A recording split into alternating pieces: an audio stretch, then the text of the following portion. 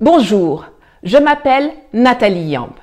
L'actualité requiert que je parle de ce qui se passe au Sénégal, où, après avoir stigmatisé en mars dernier ceux qui se battaient pour le respect de leurs droits, en les qualifiant de désœuvrés et de lutteurs au chômage, Macky Sall est passé à la prochaine phase de son tordu plan destructeur de liberté en leur collant désormais l'étiquette de terroristes.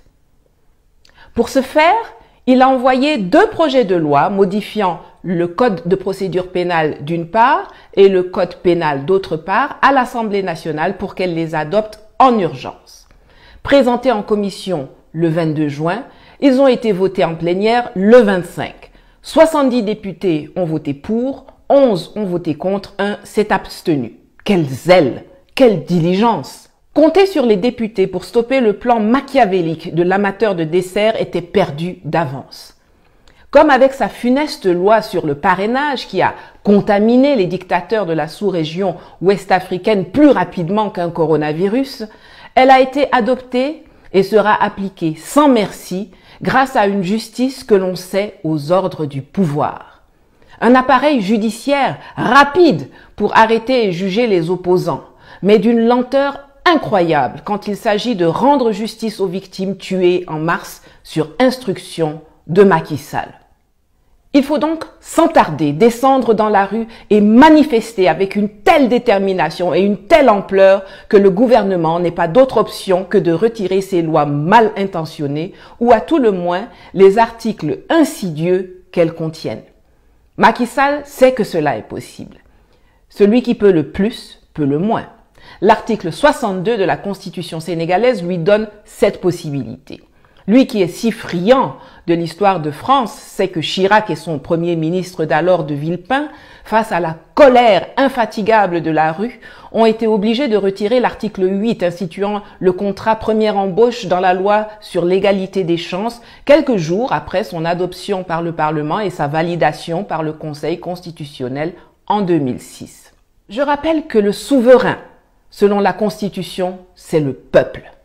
Malheureusement, beaucoup de gens, souvent ignorants, parfois malveillants, font comme si le président de la République était le maître du pays, le chef du peuple. Rien n'est plus faux. Le président de la République est, au contraire, au service du peuple souverain. Il est son serviteur. Comme on ne peut pas asseoir 17 millions de personnes autour d'une table pour gérer au quotidien le pays, on s'organise pour désigner certains d'entre nous pour le faire et nous rendre compte.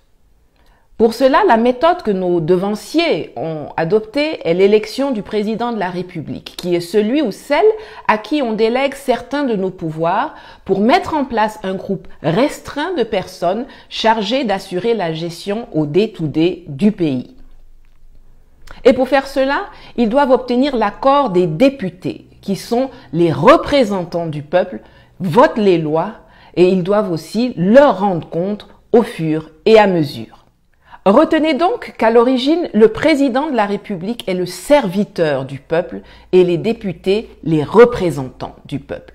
Donc si on veut respecter l'ordre normal des choses, les députés sont au-dessus du président de la République, puisque eux nous représentent alors que le PR nous sert.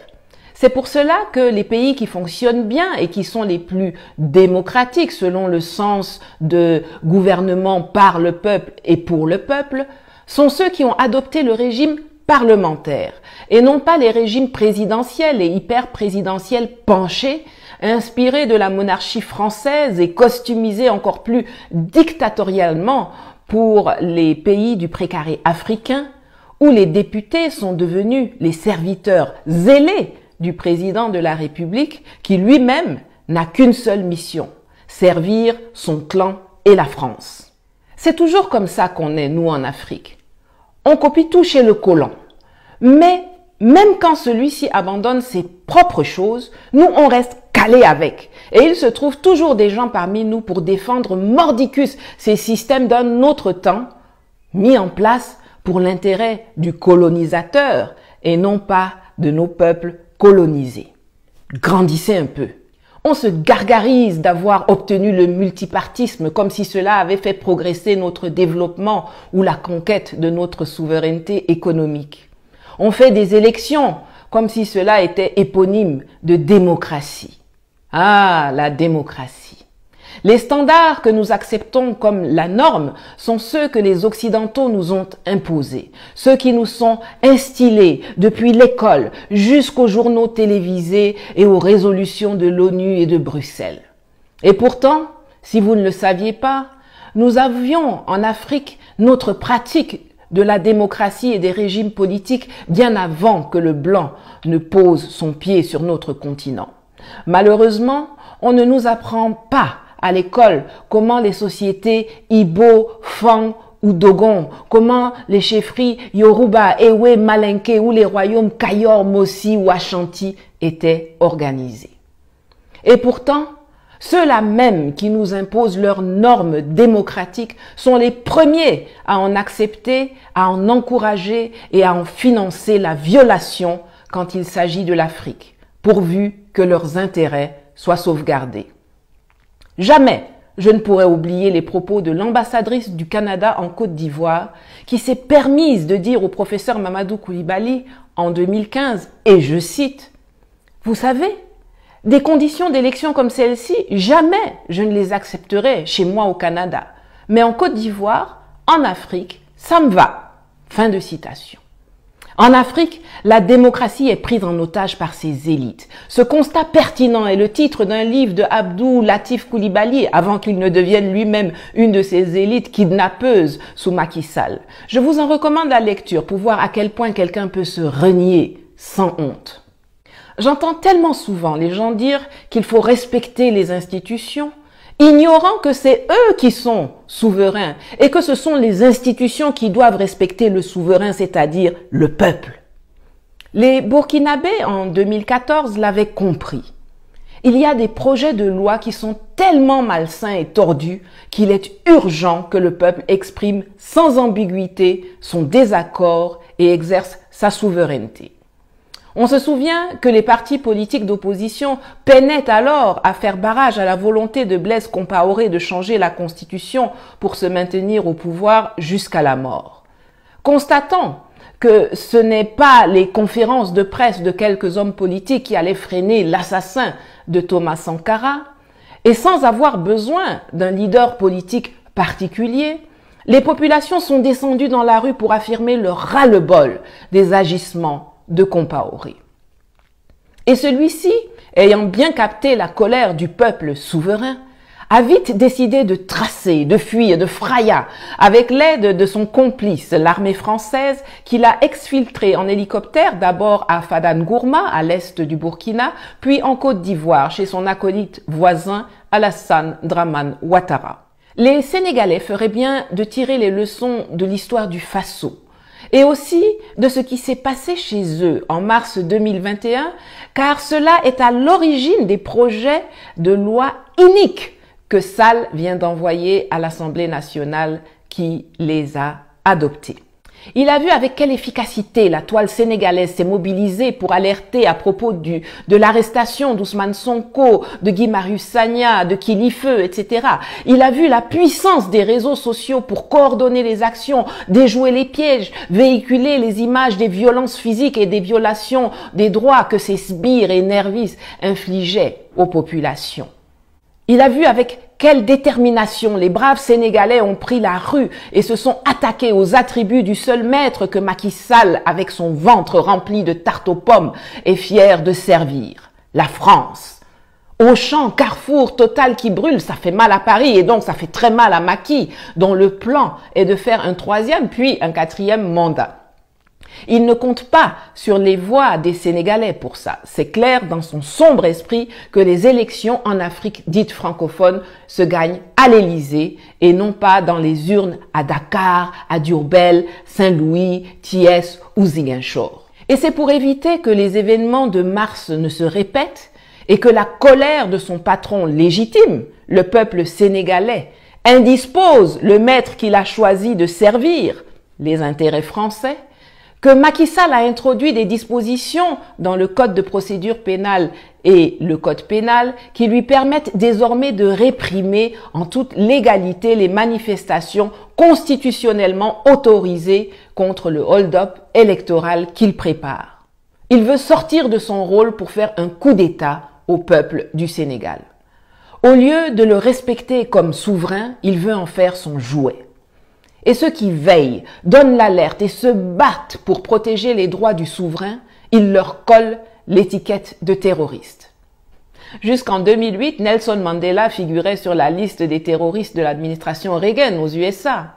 Plus près de nous aussi, Cabral, Neto, ceux qui résistent à l'injustice, à l'abus de pouvoir et à la dictature sont souvent accusés de terrorisme. Cela ne peut pas et cela ne doit pas rester comme ça. J'espère que les hommes politiques sénégalais, après avoir saisi le Conseil constitutionnel pour une procédure qui n'ira nulle part, après avoir fait des conférences de presse pour alerter leurs concitoyens, vont maintenant prendre leurs responsabilités et appeler ces derniers à descendre avec eux dans la rue pour exprimer le courroux, la colère du peuple souverain. Il vaut mieux le faire maintenant que dans 3 ans. Ce genre d'initiative malfaisante de Macky Sall pour criminaliser l'opposition et la résistance doit être résolument étouffé dans l'œuf pour lui faire passer l'envie de recommencer avant l'échéance de 2024. Je fais confiance aux Yambs, aux abeilles sénégalaises, pour être comme Guy Marius Sagna, comme Kilifeu, les défenseurs incorruptibles de la Constitution, ouvrières déterminées de la liberté et de la souveraineté du Sénégal et de son souverain, le peuple. Je vous l'avais prédit en mars, si vous laissez du répit à Macky Sall, il va l'utiliser pour vous achever. Aujourd'hui, les options sont simples. Soit les lois sont retirées, soit c'est Macky Sall qui dégage. Jerry Jeff. Hello, my name is Nathalie Yamb. Today I will speak about the situation in Senegal, where after stigmatizing them as unemployed wrestler last March, Macky Sall has moved on to the next phase of his twisted plan to destroy freedom by criminalizing those who fight for their rights, now labeling them terrorists. To achieve this, he sent 2 bills amending the Code of Criminal Procedures on the one hand and the Penal Code on the other hand to the National Assembly for urgent adoption. Presented in committee on June 22nd, it was voted on in plenary on the 25th. 70 MPs voted in favor, 11 against, 1 abstained. There's now no other option left than to take to the street without delay and demonstrate with such determination and such magnitude that the government has no other choice but to withdraw its ill-intentioned laws, or at the very least the insidious articles they contain. Macky Sall knows it is feasible. Article 62 of the Senegalese constitution gives him this possibility. I remind you that the sovereign, according to the constitution, is the people. Unfortunately, many of us, often ignorant, sometimes malicious, pretend that the President of the Republic is the master of the country, the leader of the people. Nothing could be further from the truth. The President of the Republic is, on the contrary, at the service of the sovereign people. He is his servant. Since 17 million people cannot sit around a table to run the country on a daily basis, we organize ourselves to appoint some of us to do so and to be accountable. To this end, the method adopted since the 1960 fake independence is the election of the President of the Republic, who is the one to whom we delegate some of our powers to set up a small group of persons responsible for the day-to-day management of the country. And to do so, they must get the approval of the members of parliament who pass the law and represent the people, and they must report to them as they go. So remember that the President of the Republic is the servant of the people and the deputies are the representative of the people. So if we want to respect the normal order of things, the deputies are above the President of the Republic, since they represent us while the President of the Republic serves us. This is why well-functioning countries, which are more democratic in the sense of government by the people and for the people, are those who have adopted the parliamentary system and not the twisted presidential and hyper-presidential regimes inspired by the French monarchy and customized in an even more dictatorial way for the countries of the African precinct, where the members of parliament have become the zealous servants of the President of the Republic, who himself has only one task: to serve his clan and friends. That's always the way we are in Africa. We copy everything from the settler.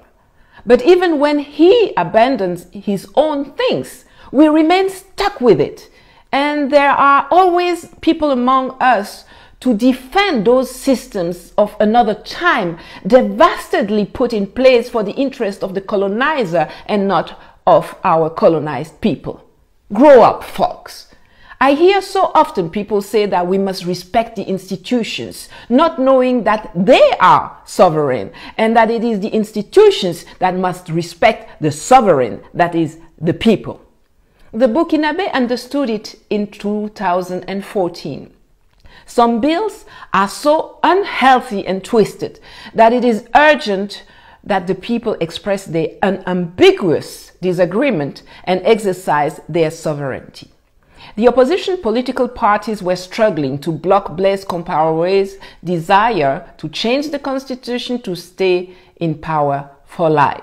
Seeing that it was not the press conferences of a few politicians that were going to stop the murderer of Thomas Sankara, and without needing a particular political leader, the populations took to the street to assert that they were fed up with Compaoré's actions. Having well noted the anger of the sovereign people, the chap quickly decided to flee with the help of his accomplice, the French army, who flew him by helicopter first to Fadangourma in the east of Burkina Faso and then to Ivory Coast. The Senegalese would do well to learn from the history of Burkina Faso and also from what happened in their country in March 2021, as this is the basis of the iniquitous bills Sall has just sent to the National Assembly, which passed them. He saw how effectively the Senegalese were mobilized to alert about the arrest of Ousmane Sonko, Guy Marius Sagna, Kilifeu, and so on. He saw the power of social networks to coordinate actions, to avoid traps, to convey images of physical violences and human rights violations that his henchmen were inflicting on the populations. He saw how resolute the brave Senegalese took to the streets and attacked the attributes of the only master that Macky Sall is proud to serve, France. When Auchan, Carrefour, Total burn, it hurts Paris, and therefore it hurts Macky, whose plan is to do a third and a fourth term. And he does not count on the voices of the Senegalese for that. It is clear in his mind that the election in so-called French-speaking Africa are won at the Élysée Palace and not in the ballot box in Dakar, Diobel, Saint-Louis, Thiès, or Ziguinchor.